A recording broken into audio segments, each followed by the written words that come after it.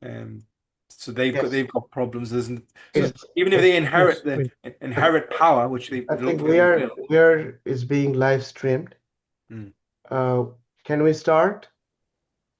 Of course, yes. Yeah. Are you ready to go?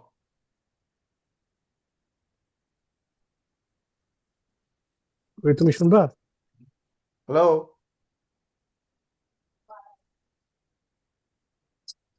All right. So I think we're ready to go. Thank you all for joining the Freedom and Justice Alliance webinar. Freedom and Justice Alliance is pleased to co-host this event with European Bangladesh Forum, South Asia Democratic Forum based in Brussels, Belgium, Working Group of Bangladesh in Germany, Earth Civilisation Network from Türkiye, and a warm welcome to our guest from the UK, Syed Badrul Ahsan, a respected journalist and columnist, and Chris Blackburn, political and security analyst. And I am ABM Nasir, thanking the Freedom of Justice Alliance for allowing me to participate today.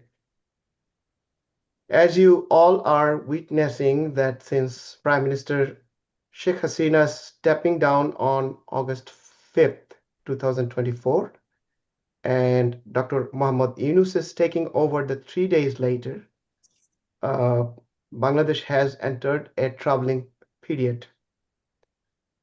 A rapid troubling shift, what many now call a cultural purge like those seen in China during 1966, 1976, or Islamist purges in Iran, Afghanistan, and Middle East. This is unique because we haven't seen the confluence of purges of the Maoist and Islamist. In less than a year, as you know, that the country has witnessed the toppling of over 1,500 statues, murals, and sites linked to country's indigenous culture and the history of liberation war, making the start of a period of an orchestrated rejection of secularism and nationalist identity. Banned Islamic groups like Jamaat-e-Islami and Hizb ut-Tahrir have returned to the streets, emboldened and organized. Cultural centers, Sufi shrines, and secular landmarks have been burned, bulldozed, or vandalized. Iconic Dhanmondi 32, once the historic home of the nation's founding leader, Bangabandhu Sheikh Mujibur Rahman, was torn down by mobs with impunity. We are witnessing the rewriting of schools' textbook, the erasure of secular narrative of the liberation war, and a sweeping redefinition of Bengali Bangladeshi identity. Hundreds of educators, artists, journalists, intellectuals, and minority officials have been dismissed, censored, or arrested. Women's sports and cultural festivals are being shut down under threat from vigilante Islamist groups, while the government remains silent or worse, complicit. This is not just political change, it is ideological and cultural cleansing, we believe. A deliberate effort to dismantle Bangladesh's pluralistic secular foundation, replace them with a singular, religiously conservative narrative. This is a transformation not driven by decree, but by unleashed extremism, political opportunism with the state's silent consent. August 5th, 2024 will be remembered as a turning point, the start of a national unraveling. So with that, I would like to invite our distinguished guest panelists to share their brief insights on what's going on in Bangladesh. I will start with Sayyad Badrul Asan, renowned journalist and columnist, and then followed by Chris Blackburn both from UK, and we'll just take it a conversational tone, just ask each other questions to find out some insight what's going on in there. Thank you. Absolutely. Thank you. I'll be brief because since we're going to have a conversation rather than a discussion in the formal sense of the meaning, let me begin by saying that it has been 1 year in which the country has been suffering. The people of the 180 million people of Bangladesh have been paying a price, for being true to their faith in the political history, in the heritage that they are heir to. Now, what has happened in the last 1 year is a tragedy. Is a tragedy beyond description.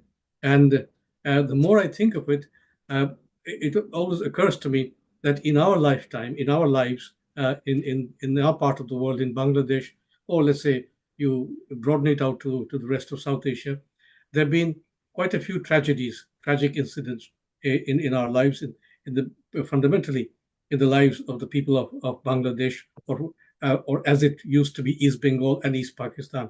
The first one is, of course, the partition of India in 1947. That was a tragedy, and we in Pakistan and in Bangladesh. I mean, I'm referring specifically to the Muslims of the subcontinent. We are still paying a price. The ramifications are too great to be ignored. Then we had this tragedy of 1971, annus horribilis, as I call it.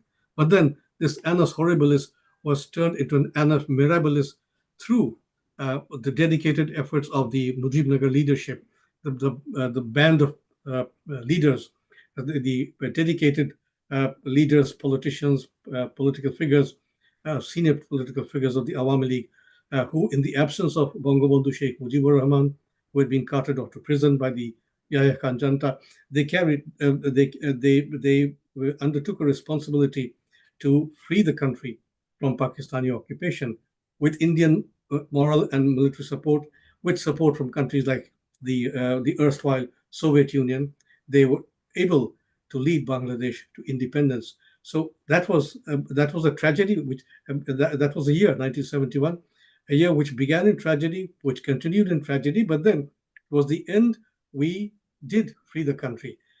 Then the next phase of our tragedy, tragedy in the lives of Bangladesh's people, the Bengali nation, that was 15th August 1975, when Bangabandhu and most members of his family were murdered.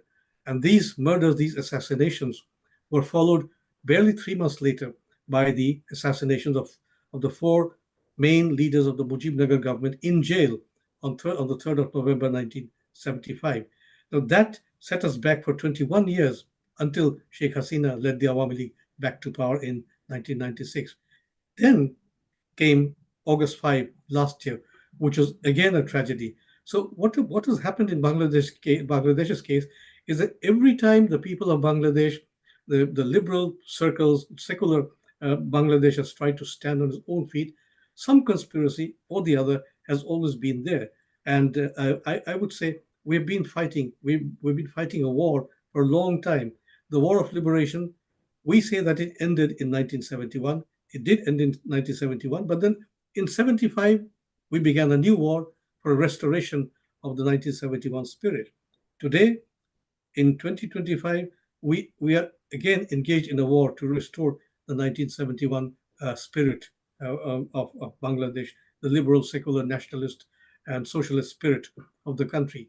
So there we are today, and we are in a situation where we actually believe that Bangladesh will come back to us.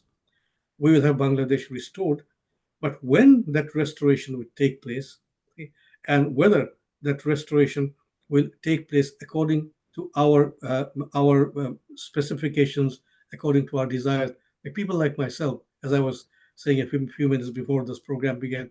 So we have seen Bangladesh. We have seen the struggle for Bangladesh since the 1960s, and we saw the war of 1971.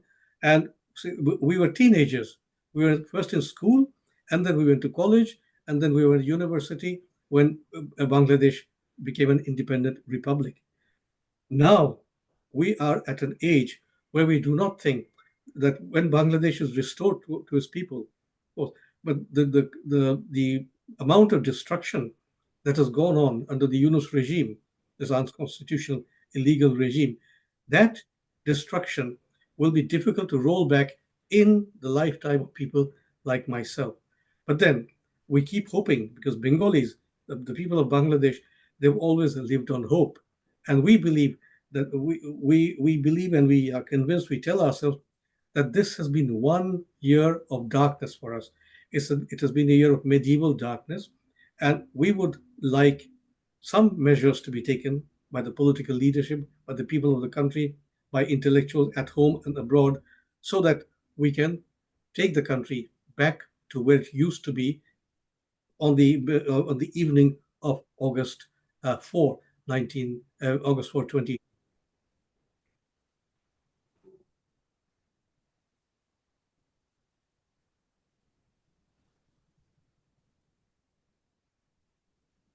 Thank you, Mr.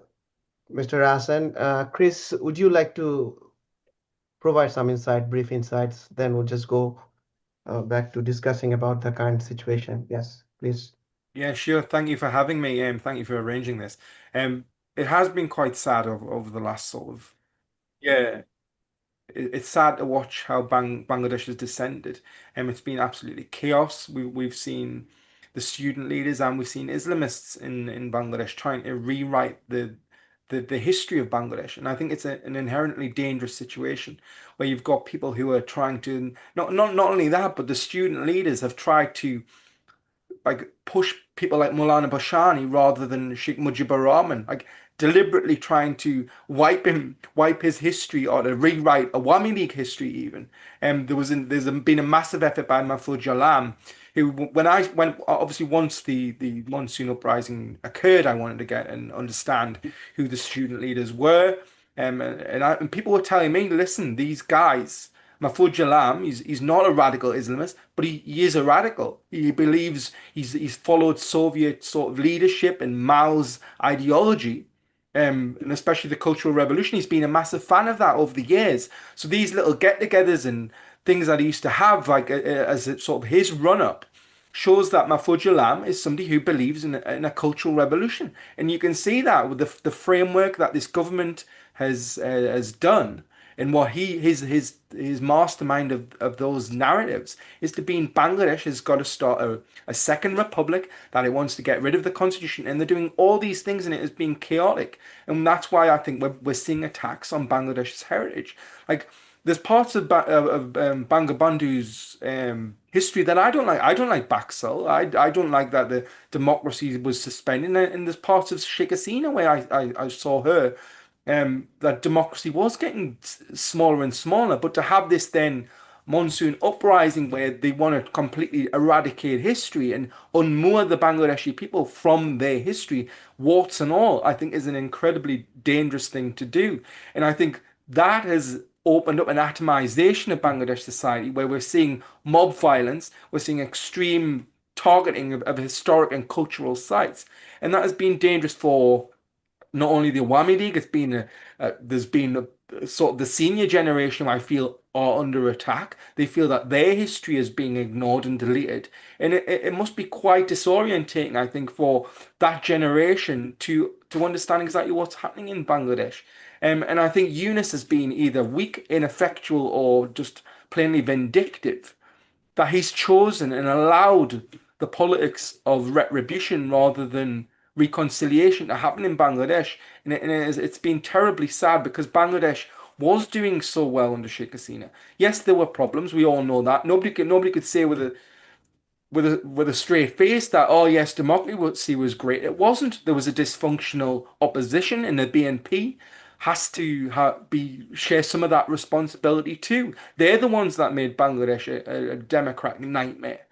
They were the ones who kicked the sort of the toys out of the pram at every opportunity. So Bangladesh never really had a chance until you get a responsible opposition in Bangladesh. There will never be real like a true stability, and there will never be a chance for Bangladesh to actually fulfill its potential. And I think this is the problem, and I think this is why a lot of people, especially human rights defenders around the world, have been very, very disappointed in Yunus, is because he's allowed this chaos. He's allowed an atomization, and he's deliberately attacked parts of Bangladeshi culture and heritage.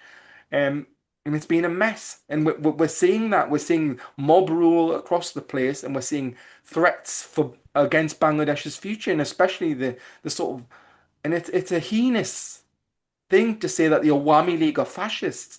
These guys, at their core, believe in pluralism, they believe in democracy, and they believe in a better society for everyone in Bangladesh. So to tar and feather them with this sort of the stick of being fascist is completely disingenuous. And I think Yunus has failed. He had an opportunity where he could have come in after Sheikh Hasina, yes, made slight changes and put Bangladesh on the track to democracy. But instead we've seen this vindictive campaign against Bangladesh's heritage, and I think it will cause chaos in the future.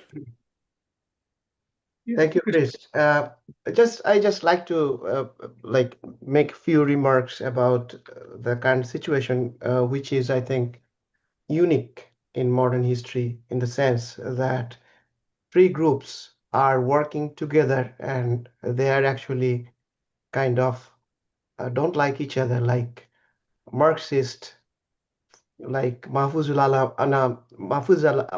Alam is a disciple of Farhad Mazhar. They are Maoist, and there's a Islamist led by the Jamaat Islami. Their Jamaat Islam is trying to playing all type of Islamic groups to keep them together.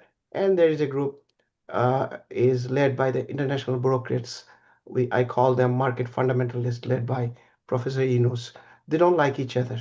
One is supported by the West. One is supported by their ideological background from the uh, communist China, and one from the ISIS, Al Qaeda, Bin Laden, those kind of things.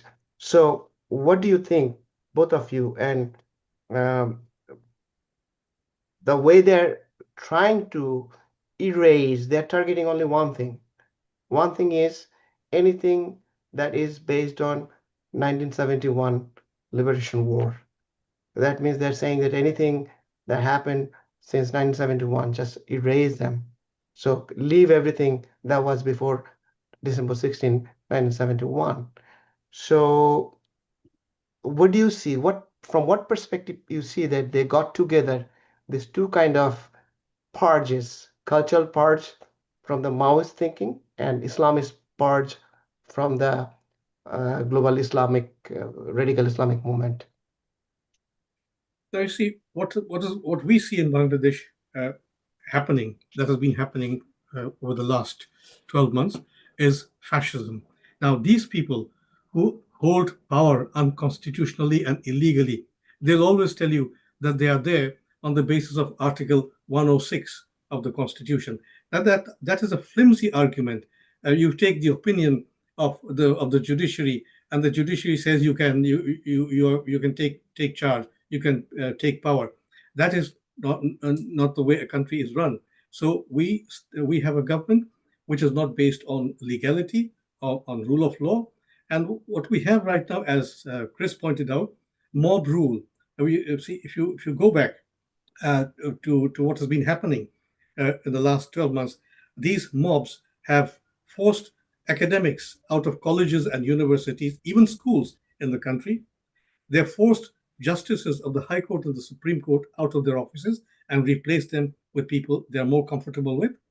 They have pushed people into prison, former ministers, former MPs, theater activists, journalists, and whatnot. So we in Bangladesh, say, you refer to these three forces, they don't like each other. Yes, they don't like each other, of course, but then they converge on one point. That is, their intense hatred for the Awami League. Now, and one might also say, most of these people, the Islamists, the Jamaat Islami, they are not. They have never been happy with the way the War of Liberation was conducted. As for the BNP, well, so BNP of late has been speaking in two different voices. On the one hand, we have Mirza Fakhrul Islam, the Secretary General of the party. He wants the Awami League never to come back to power. In other words, the Awami League should be obliterated. On the other hand, a senior member of the party and a former minister, Major Hafizuddin, he is very upset at the fact that attempts are being made to uproot all the four fundamental principles from the constitution. So they are speaking in different voices. But the problem with the BNP over the last many years, since the party was founded in 1979, it was the first organized assault on Bangladesh's history when attempts were made to introduce a spurious kind of nationalism called Bangladeshi nationalism. Now, we went to war in 1971, or before 1971, our movement for autonomy, for regional autonomy, headed by Bangabandhu Sheikh Mujibur Rahman, was based on Bengali nationalism. Our culture is Bengali. Our nationalism is based on language, the language movement of 1952. And on the basis of that war, on the basis of that nationalism, we went to war, we won that war. But in 1979, during the time of General Ziaur Rahman, they started propagating this Bangladeshi nationalism. That was the first assault on Bangladesh's history, as we know. Now, what we have now is clearly fascism at work. People are not happy. They're not happy with the Awami League. The Awami League has done tremendous work. Of course, we will agree that the Awami League did make serious mistakes. The question of corruption cannot be ignored. And if you go back to Bangabandhu's time, Chris mentioned Baksal. Yes, Baksal was an idea not many were comfortable, not many are comfortable with. But then the fact remains that under Bangabandhu, it was the heritage, the history of the country that was preserved, that was maintained. Under Sheikh Hasina, it was again the history and heritage of the country that were maintained. Now what we have is fascism. Now these people who regularly describe the Awami League as a fascist organization, they should read up on history. They should understand the meaning of fascism. They should go back to studies of Hitler, to studies of Mussolini or Tojo, and then come back to describe fascism. What do we have in fascism? What are the signs of fascism? In fascism, you seize power unconstitutionally. And fascism, you arrest people, arrest important people, and send them to jail. You don't put them up for trial. You don't allow legal defense for them. In fascism, you invade, you take charge, you take over, you seize the media houses. That has been happening in Bangladesh. Only the other day, the prominent newspaper Jonokonto, its offices were occupied by these mobs. So in fascism, we have mob rule. In fascism, people are not secure because the press is silenced, and all sectors of society, lawyers, human rights activists, you name it, they're all forced to be silent. So we have in the last 12 months, for the first time in Bangladesh's independent Bangladesh's history, or even before that, we have seen fascism at work. If you go back to the 1960s, all the way to 1971, we had military rule, Field Marshal Ayub Khan and General Yahya Khan, but there was not their periods of rule were not fascism. In Bangladesh, we have had military rule under General Zia and General Irshad, but then nobody can say that there was fascism. Today, we have fascism in the country. The way the whole country is being silenced. In fact, I would say that the whole country has become a huge prison. See, when people cannot talk. See, now this is the month of August. Newspapers in Bangladesh, media outlets, radio and television, you can be sure they will not carry anything on 15th August, the 50th anniversary of the assassination of the father of the nation. They'll not do it. So because these people have captured power, they've captured power, they're holding on to it illegally. So I believe what we need is a movement again. The movement will build up, of course, but then it will take time. What we need to do now is to restore the country as it was, recover the country from their hands, so that we can go forward to our cherished goal. And what was our cherished goal? So we go by the constitution: democracy, socialism, nationalism, secularism. Now you see, I'll take a couple of minutes more. We have this illegal government, this unconstitutional government. Now look at the audacity that they're showing. Theirs is an unconstitutional government, and they have dared to touch the Constitution. The Constitution was framed on the basis of the War of Liberation by the elected representatives of the people of Bangladesh in 1972. So that Constitution they're trying to overthrow, they're trying to throw out the window. And what have they done? How are they doing it? They're importing experts, so-called experts from abroad. American people holding American passports. You have a national security advisor who is an American. The chairman of the so-called Constitutional Reform Commission is an American passport holder.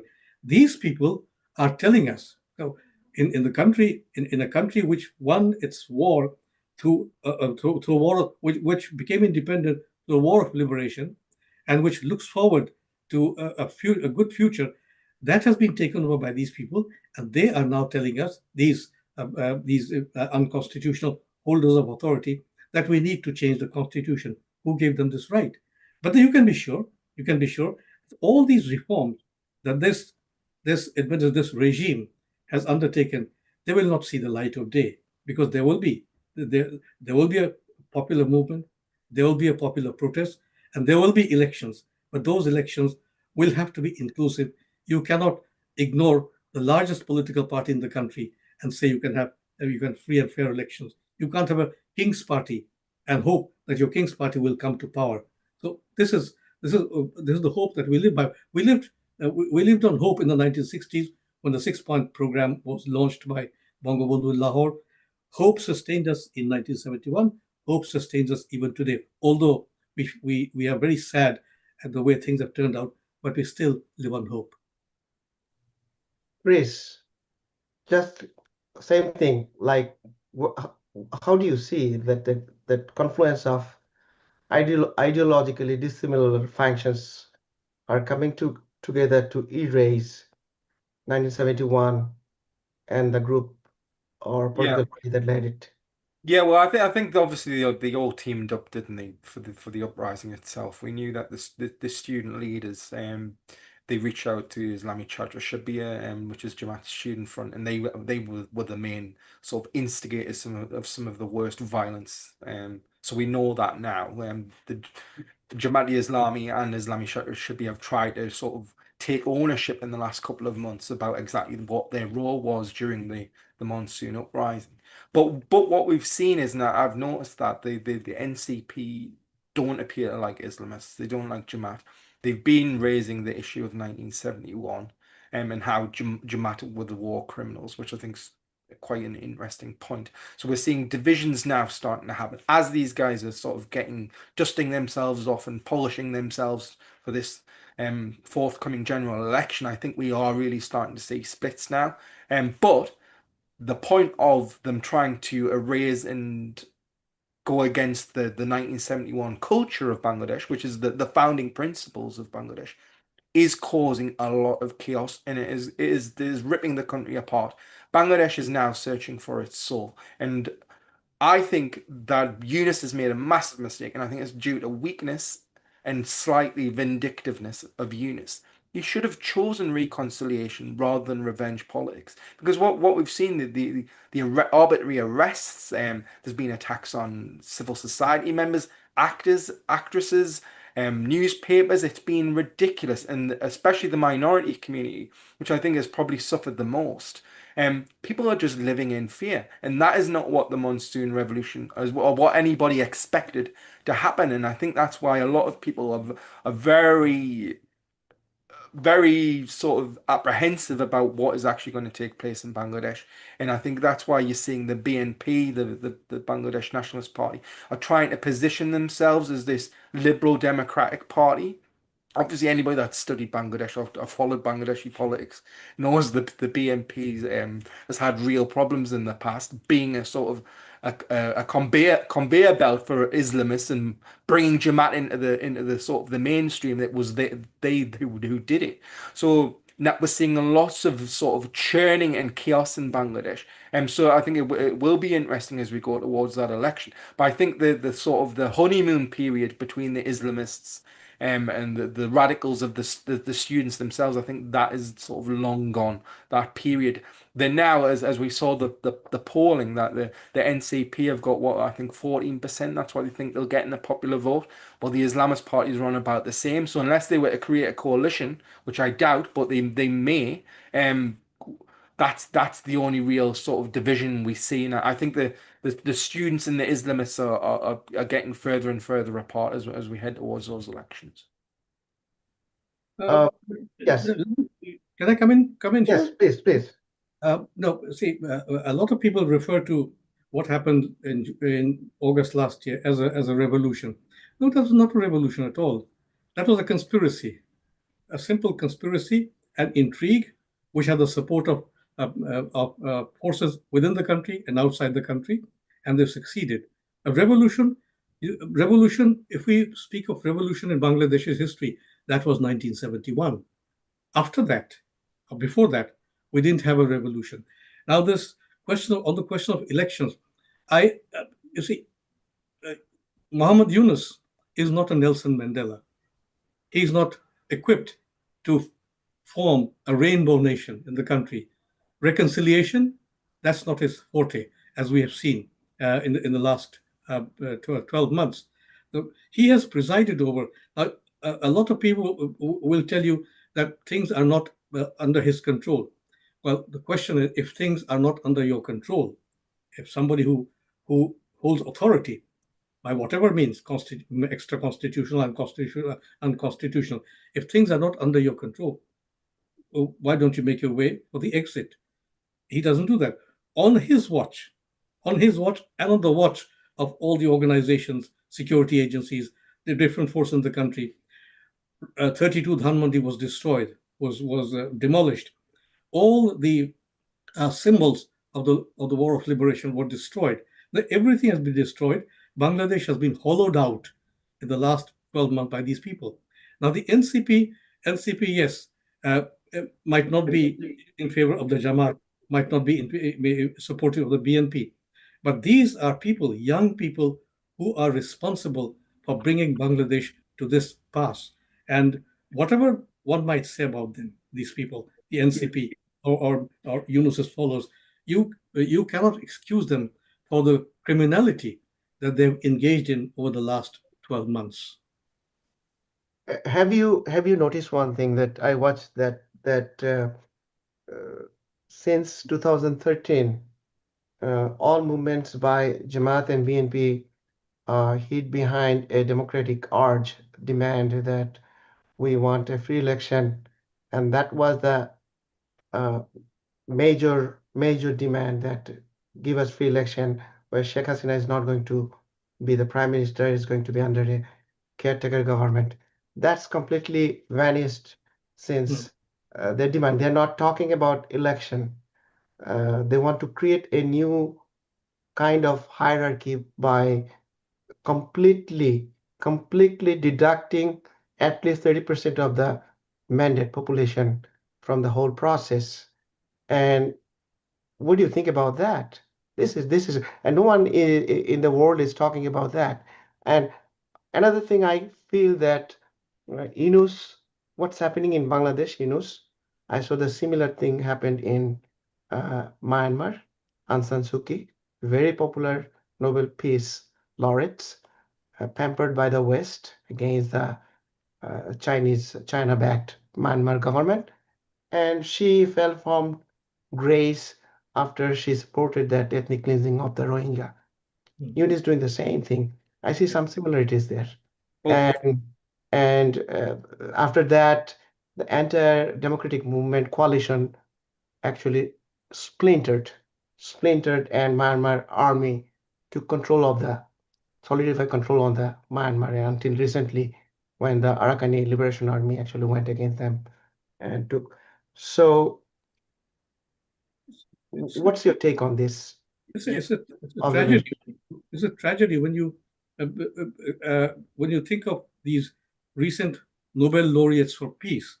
Now we have Yunus, and when he won the Nobel Prize for Peace, we in Bangladesh effusively welcomed that event. But then we didn't know that this would happen, what's happening in the country, that he would preside over a system of politics where peace would simply disappear from the country. And you referred to Aung San Suu Kyi. And yes, see, she was also revered, she was also respected by people all over the world. We respected her. But then her attitude toward the Rohingyas, that disappointed us. See, and then there's a third Nobel laureate for peace, Abiy Ahmed of Ethiopia. He won the Nobel Prize for Peace, but then right after that, he had his armed forces, he has air force, bomb Tigray, the population of Tigray. So these things have happened, and I mean, to say that a Nobel Prize for Peace, well, in any case, the Nobel Prizes for peace, particularly, they are political. They've come under political consideration. So, but yes, the ethnic cleansing that we talk of. I mean, for example, think of we don't talk of these things, but then look at the condition of the Hindu minorities.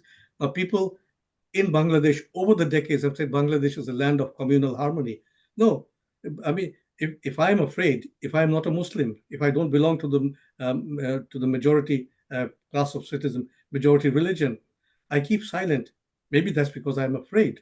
Okay. So what we have in Bangladesh, we've had in Bangladesh for years, for many years, and particularly in the last 1 year, is the imposition of a majoritarian form of belief, majoritarian form of politics in the country. So there we are. So we are in a fix, and we are in a situation where a whole lot of things has got confused. And I don't think the Yunus regime and all the people who are with him in his advisory council, his student supporters, he calls them his employers. I don't think they'll be able to do anything which can take the country backward. But how can you take which can take the country forward?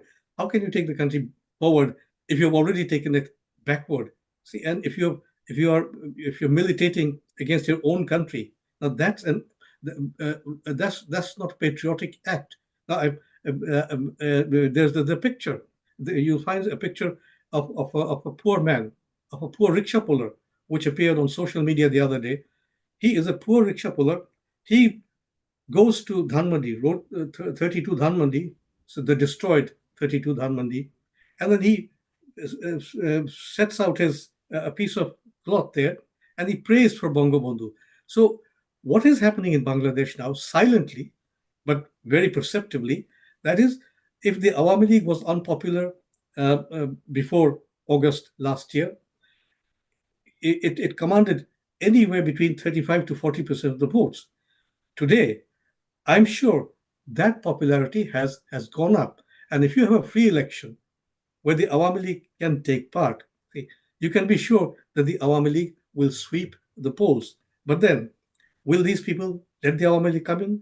Well, they might not. If they don't let the Awami League come into the elections, that will be a reason for greater chaos. And the Awami League has already the cards stacked against it.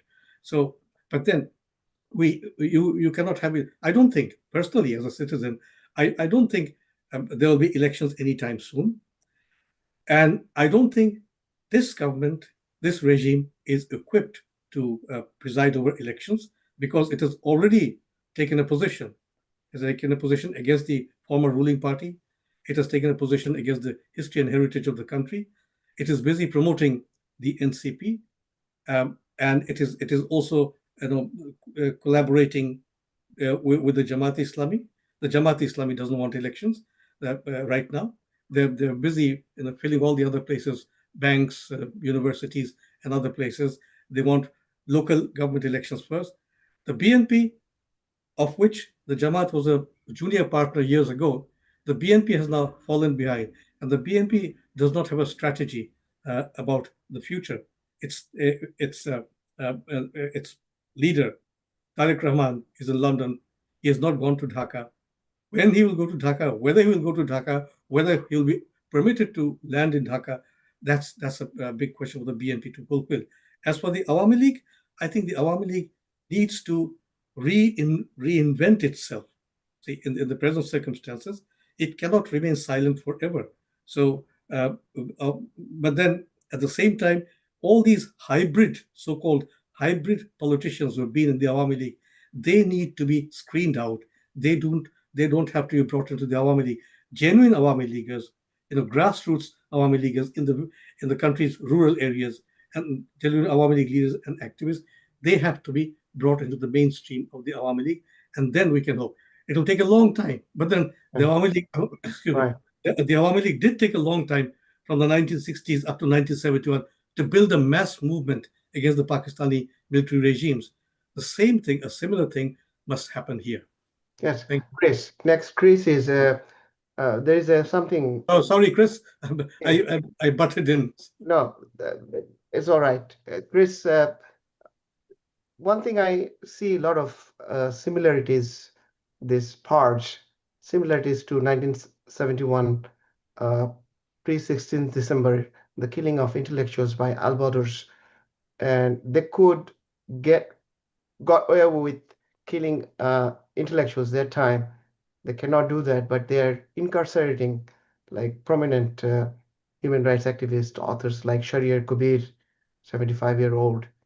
Do you see any pattern that want to make a country kind of disabled, that they don't have support, intellectual support, by taking care of all the voices of freedom, authors, dramatists, journalists, forcing their mouth to shut?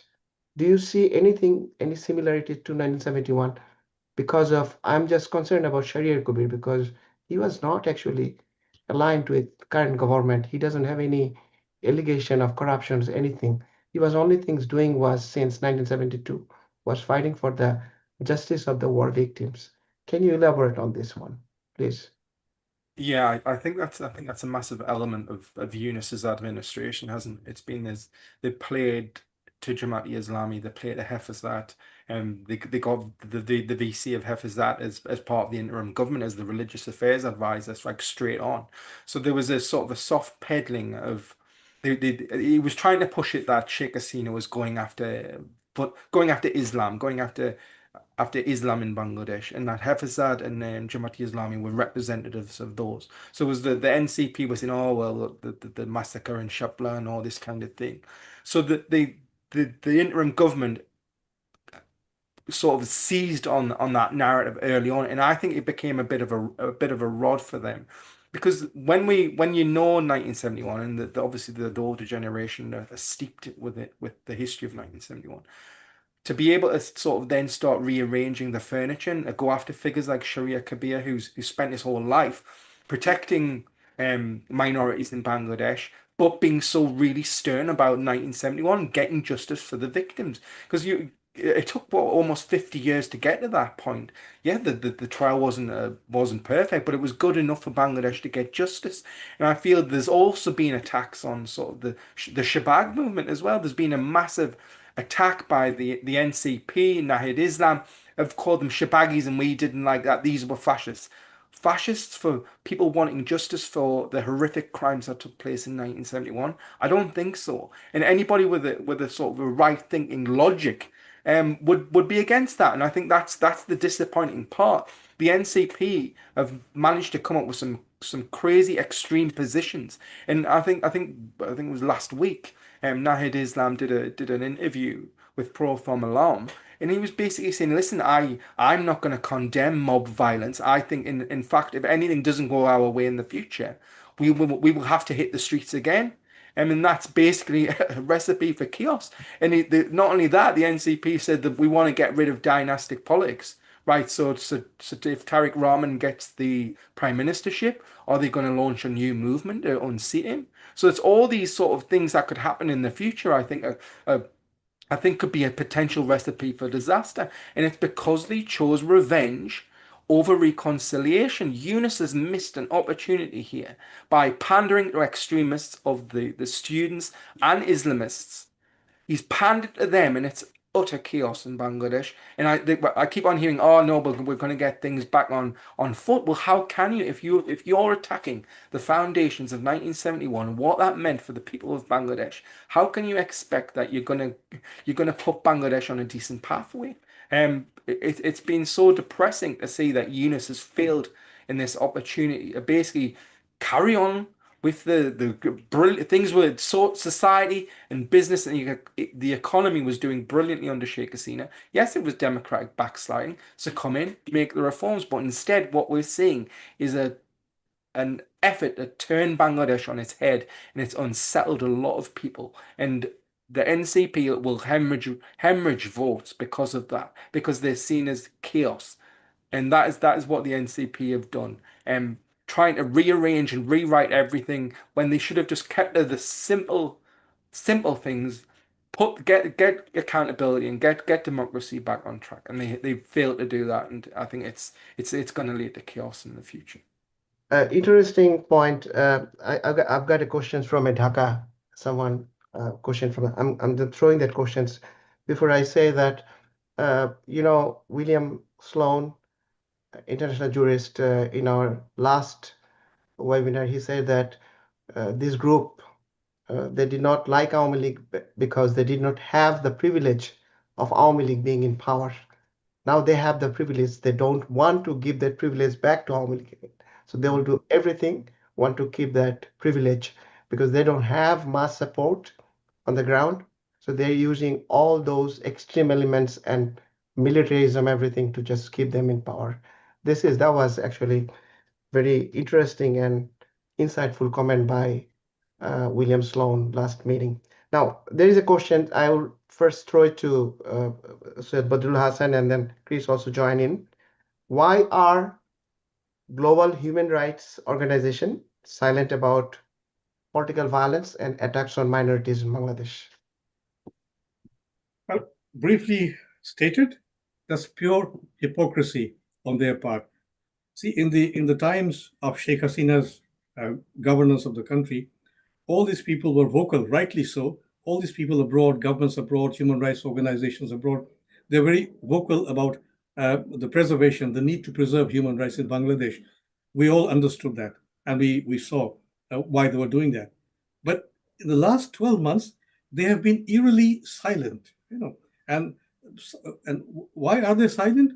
Because now they have their own people, people they love, people who are favored by the West or people who support the West.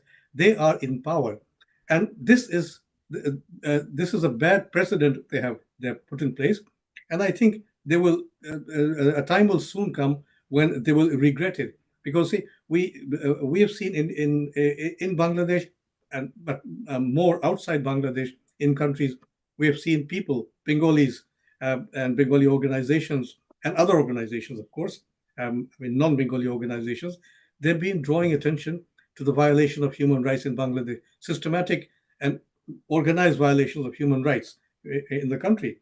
People are arrested. Lawmakers, ministers, actors, as you said earlier, they've all been arrested. But how many of them have been brought to trial? And how many of these arrested people have been given lawyers to defend them in court? Lawyers are afraid to stand up for them in court. And when you see all these people being arrested, they're taken to court and back from the court, there's a whole mob of lawyers. That's also a mob of anti-Awami League lawyers. They pelt them with shoes and eggs. And then you have a system where this is unprecedented in the history of modern politics, where you have two former chief election commissioners. They are arrested. Now, was their crime, or did they commit a crime? They simply happened to preside over the election commission during the times of the Awami League. And then we have this former chief justice. And we have heard of chief justices being arrested or being harassed, in places in Africa in earlier times by dictatorial people, by people like Idi Amin and others. But in Bangladesh, you have a former chief justice taken to court in handcuffs. Now, these things I'm sure all these human rights organizations and governments in the West, they know what's happening, they see what's happening, but their silence is deafening. So when and because they're silent, I mean, we don't bank on them. We need in Bangladesh a situation where people on their own can rise up, and we can see this rising taking place. You can see these people beginning to protest, not just Awami Leaguers, but general citizens. They are protesting about this violation of human rights. Sharia Kabir, a very respected figure, and all the other people who have been taken to court, they're respected figure. Okay, if you have any cases against these people, all these people who are in incarceration, bring them to court, put them up for trial. Let there be an open trial. Let people see what their crimes are, what the charges against them are. These are the things which Western governments, let's say governments in Britain, the United States, and in Europe should insist on, and human rights organizations, Human Rights Watch and Democracy Watch, whatever you call them, they should. This is the time for them to take the lead in ensuring that there is human rights in Bangladesh, that the country goes back to normal conditions. Because in the last 12 months, there's been a deterioration in human rights in such a way that the whole world is upset, but these people are silent. So their silence has to break. Chris, before I want to just address these questions too. Why are global human rights organizations silent about political violence and attacks on minorities in Bangladesh? I think the global human rights organizations are funded by the same sources Dr. Yunus have been getting funded from long time. So their interest aligned for now. I don't think in the long run they'll not be able to just disregard these issues the way they threw Aung San Suu Kyi under the bus because of this Rohingya issues. Yunus will face the same fate. This is my understanding. It's just time. We're waiting for the right time to just come in. Chris, your take on it, please. Yeah, I think I think Muhammad Yunus, as you know, he's quite a revered figure on the international scene. Obviously, he's quite divisive. He's always been quite a divisive figure in Bangladesh. But I think they gave him a lot of leeway after the chaos that happened afterwards. And Exactly. obviously, we know the minority attacks that took place. They did take place. And I think when Yunus came out and was spinning on it, and he was getting his chief press secretary to spin, and then even going on attacking like the Unity Council.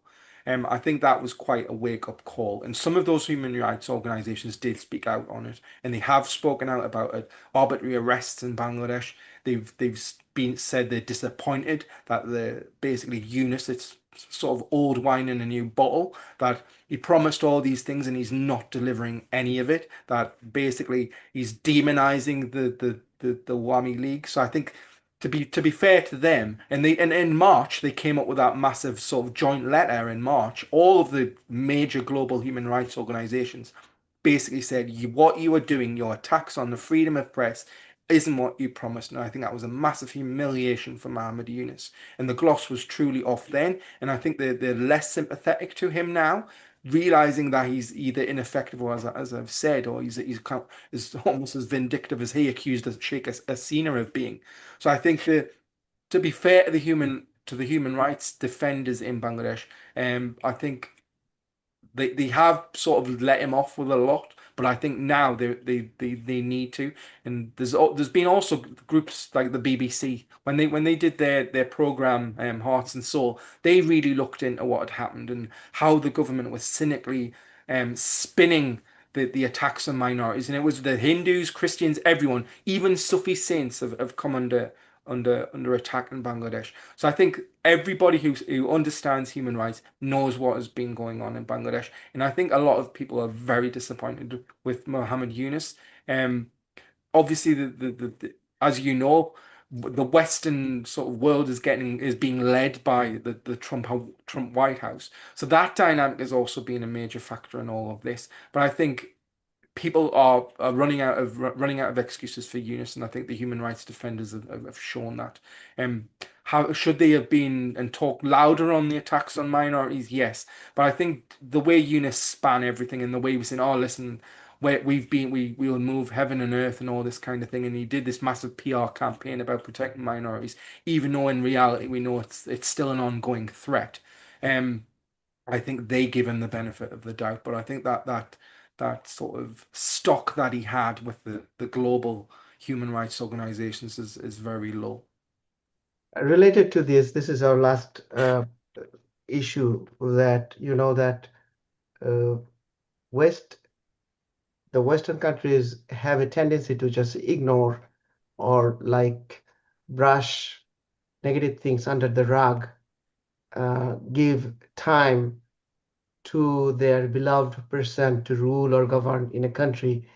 By the time that person creates so much damage that Western country even can say we are sorry. They try to just reschedule or redo the whole things. So what's happening in Bangladesh? I think there's a consequences on in the security in the South Asia and even in the United States and the Western countries because uh, we're hearing a lot of chats about that, lot of terrorist organizations from Pakistan and other part of Middle Eastern countries are now regrouping in Bangladesh, different part of Bangladesh, because Bangladesh security apparatus are so weak right now. Military probably being infiltrated by the international radical Islamist group.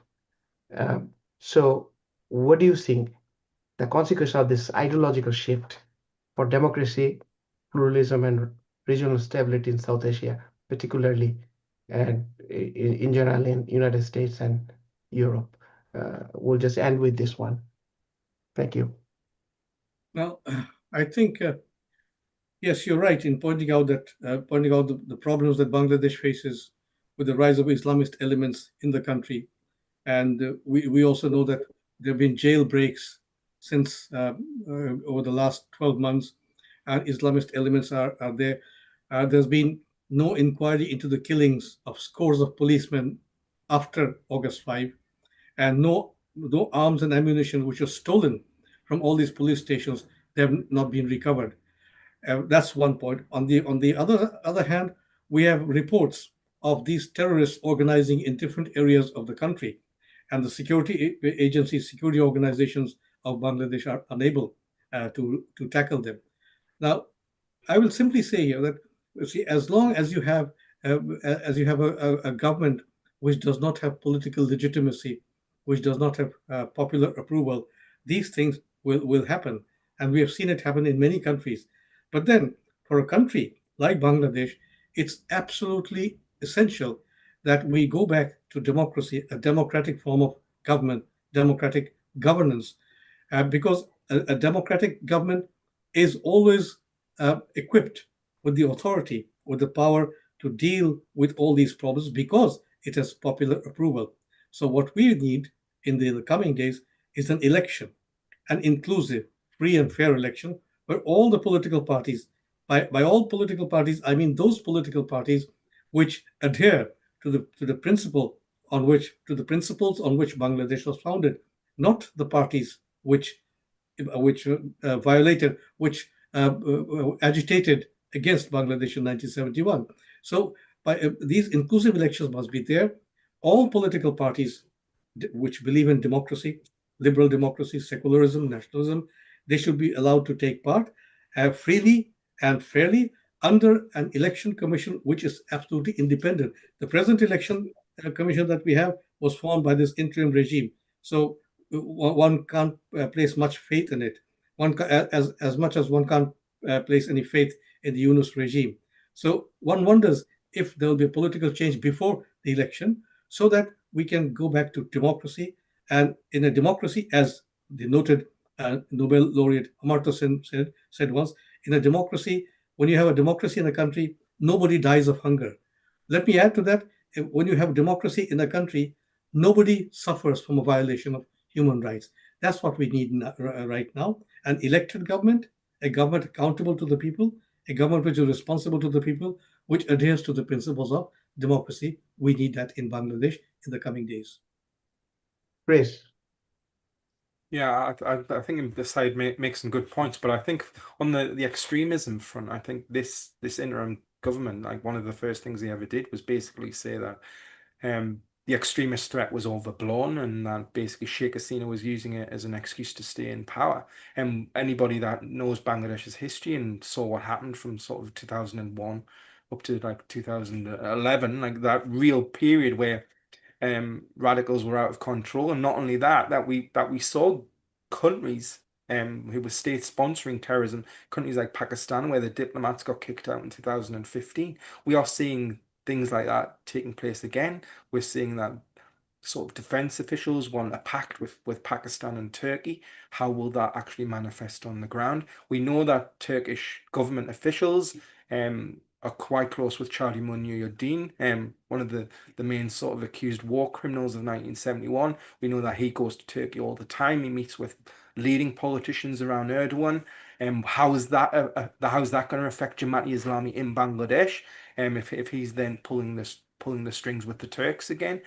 We just don't know. There's lots of things that India will be watching, thinking, how do we secure our borders again? I mean, in the last couple of weeks, they've actually gone after ULEFA, the United Liberation Front of Assam.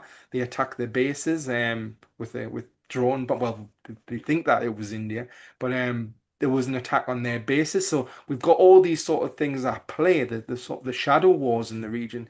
And India thought that under Sheikh Hasina, she kept these really dark forces in Bangladesh at bay. Now here's the government that uses sort of anti-India rhetoric as part and parcel of its being. So I think for the future, there's a lot of worrying things happening on the security front, and I think this government has shown that it is ineffectual and is unwilling to stand up to extremists from the sort of the Islamic right. And I think that's probably the most worrying thing for me is that Bangladesh's sort of social fabric is under attack, and it's the interim government that's allowed most of that to happen. Yes, I think this is concerning. Concerning means uh, like you know that one geographical advantage of Bangladesh is that uh, it's not open border. It's just surrounded by mostly India and Myanmar. You look at the insurgencies or radical Islamist or terrorism, all those have porous border like Pakistan, Afghanistan, and other countries. So I see that you have to have some kind of routes through land routes through which they can bring supplies to conduct terrorism or something like that. And the positive side of the whole thing is they tried during 2001 and 2006 to infiltrate a lot of terrorist activities in Bangladesh. You remember that a lot of grenade attacks, 400 bombing across entire country in August 4, 2004, August 4, I believe, something like that, 2004. And then grenade attack on British High Commissioner Anwar Chaudhry, Sheikh Hasina's rally, killing about 24 Army League leader and injuring. But they could not sustain that kind of like using state organization to create a militant stronghold in Bangladesh. They couldn't sustain that. It did not work in 2001, 2006. I think they're not able to sustain that in the long run either. Thank you so much, Chris and Mr. Asan. And also, I would like to thank you, all viewers, for your time. I think our panelists made some very interesting remarks, insightful remarks. We'll continue hosting this session, finding some insights on what's went wrong after 15 years, 7 months, and 4 days in power. How could a party so dominant, so powerful, can be obliterated in just a month after he is ousted from power? So we need to find some fact behind and what's going on. We need to just educate the people that this is what's going to happen if we don't have a violent, free secular democratic society in Bangladesh. Thank you all. Thank you, Chris, and thank you, Mr. Hassan. Thank you. Thank you.